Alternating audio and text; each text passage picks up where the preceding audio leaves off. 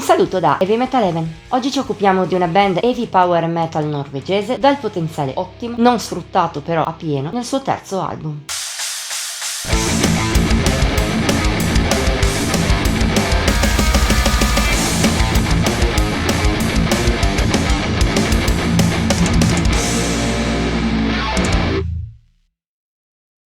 Se dico Norvegia, è abbastanza sicuro che la maggior parte di chi sta guardando questo video starà già pensando in automatico al black metal.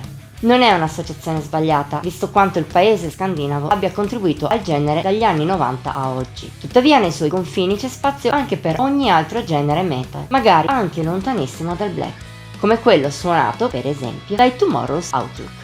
Nati nella Norvegia del Nord nel 2007, da allora hanno pubblicato 3 full length. L'ultimo tra essi, Black Waves, è uscito lo scorso 27 marzo. Al suo interno i norvegesi di base suonano un heavy metal con chiare radici degli anni 80, nonostante un suono ammodernato.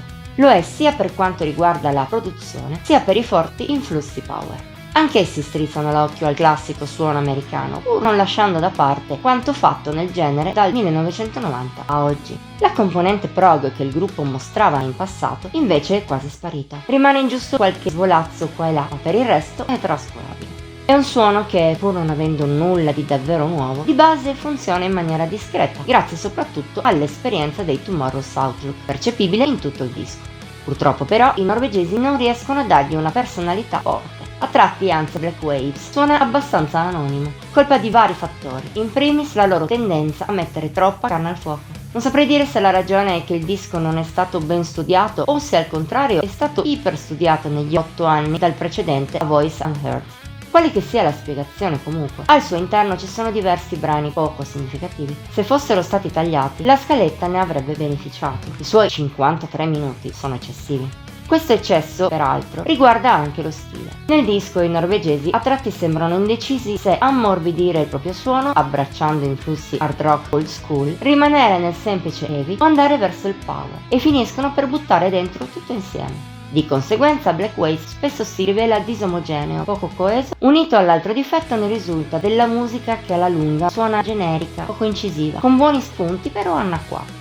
Sì, perché se presa a sé stanti, quasi tutte le tracce sono buone, la loro somma è un po' senza capo né coda, pur rimanendo gradevole. Non che manchino canzoni che riescono a spiccare anche così, sia chiaro. Per esempio il duo iniziale colpisce bene. Eventide è un'apertura adatta alla situazione con carica e dinamismo supportati da elementi power a livello di riff, ma a tratti anche nelle armonie. Ocean of Sadness punta invece più sulla calma e sull'orecchiabilità, con tanti bei fraseggi di chitarra e un ritornello di facile presa su una base lenta, ma senza mancare di scatti più potenti.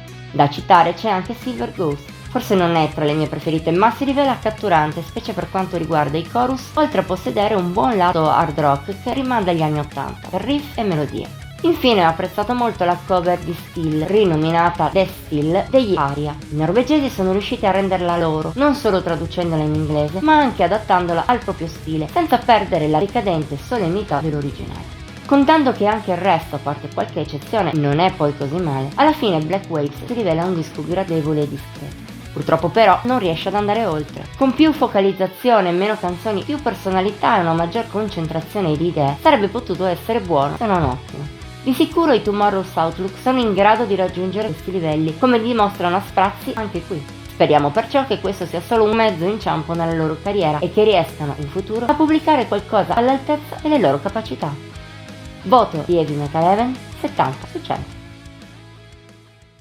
Anche per oggi è tutto. Se hai apprezzato questa recensione ti esortiamo a metterle like, condividerla e dire la tua nei commenti. Puoi inoltre iscriverti al nostro canale e attivare la campanella degli avvisi per non mancare neppure uno dei contenuti pubblicati ogni settimana. Infine ti invitiamo a seguirci su Facebook, Instagram e Pinterest. Come sempre trovi i link in descrizione. Ci vediamo alla prossima volta!